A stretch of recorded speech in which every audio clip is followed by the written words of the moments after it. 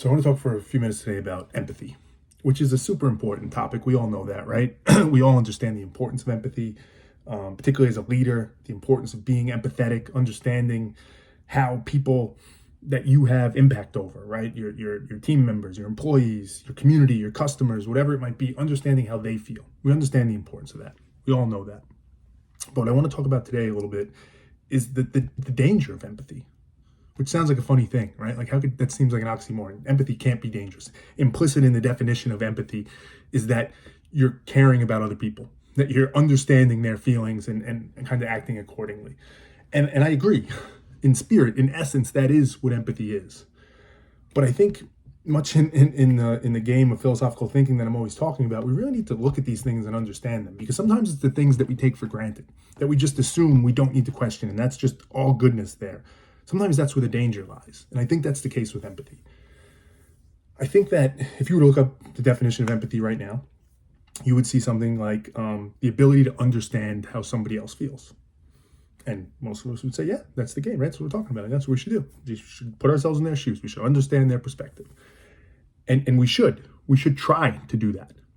Because the definition as it's stated, I think that's where the danger is housed. I think that it's a pretty bold proclamation, assumption, to say I can ever understand how somebody else feels. I personally believe we can never understand how somebody else feels, right? I'm not in their head. I haven't had their lived experiences. I haven't had the traumas they've had. I don't have the genetic makeup they have. So I can never understand how that person feels. Yet empathy gives us this kind of false confidence, this comfort, that if you practice empathy, that now you understand how that person feels. And there's so much danger in that to me, right?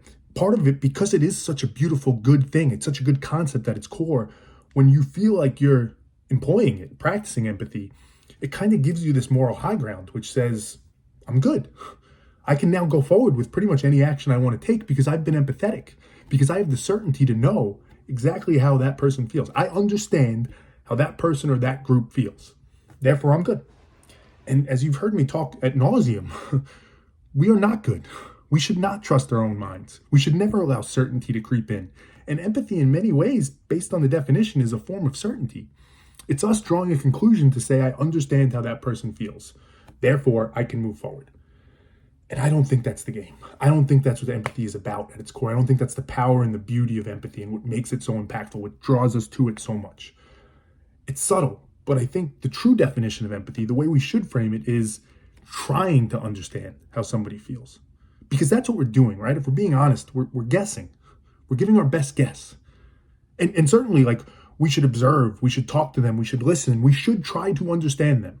But we should never have this idea that we can actually understand another person and exactly how they feel. I think we would all be so much better off if we looked at it in that way. If we said the power of empathy is not in the understanding, it's in the caring enough to try to understand. That's where the beauty of empathy comes in. When I'm going to make a decision or take an action, and I'm all in my own head, because that's all we can be in our own head. When I say, listen, I care enough about other people to acknowledge the fact that I don't understand how they feel. I don't understand fully how this is going to impact them, but I want to. Therefore, I'm going to keep an open mind. I'm going to keep myself humble enough. I'm going to keep myself open enough to say, I want to try and understand better.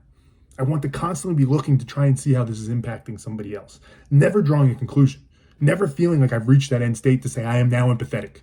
I now have empathy for that person and I understand them completely. No, empathy is not a final state. Empathy is an ongoing process of caring enough to try to understand about somebody else. And I think that distinction is so important. I think that's such an important piece of what we need to be practicing to eliminate that danger of empathy, to eliminate that idea of having this moral high ground and justifying our actions in the fact that we've been empathetic. And you can see it in the world around us, right? We all see it, myself very much included. There are so many people walking this earth that feel like I'm a pretty goddamn empathetic person. I'm constantly understanding how other people are feeling and putting myself in their shoes. Yet we also see the world around us and we all feel like, I wish there was more empathy in this world. Like, where's the gap? How can we all be so empathetic, yet there's not enough empathy in the world?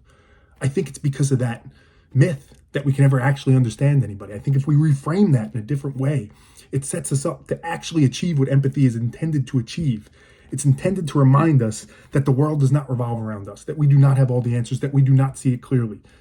that what we think, what we know is not it. There's other people out there and they matter, and how they feel matters.